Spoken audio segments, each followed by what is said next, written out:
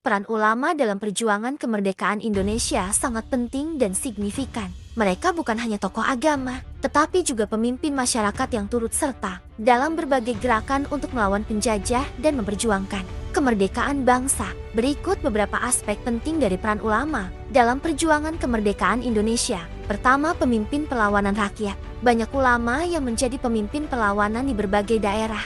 Mereka menggunakan pengaruh dan otoritas keagamaan mereka untuk menggerakkan rakyat melawan penjajah. Contohnya, Pangeran Diponegoro, seorang ulama yang memimpin Perang Jawa 1825 sampai 1830 melawan Belanda, memanfaatkan kekuatan spiritual dan dukungan masyarakat yang luas.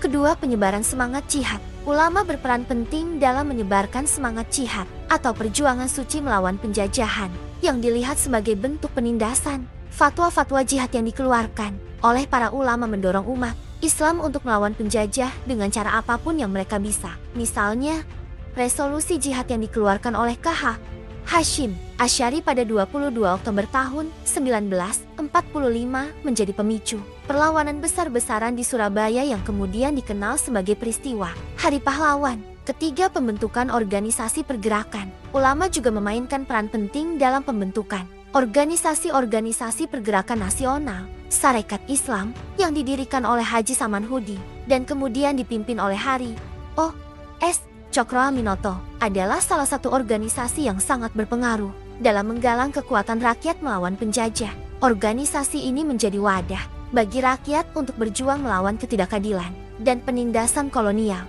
Keempat, pengajaran dan penyebaran nilai-nilai kebangsaan. Melalui pendidikan di pesantren, para ulama menanamkan nilai-nilai kebangsaan dan semangat anti penjajahan kepada para santri.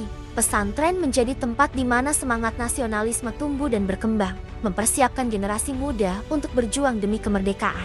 Pesantren tidak hanya menjadi pusat pendidikan, agama, tetapi juga pusat gerakan, sosial dan politik. Kelima, peran dalam diplomasi dan politik. Beberapa ulama turut terlibat dalam diplomasi dan politik, baik pada masa penjajahan maupun setelah proklamasi kemerdekaan.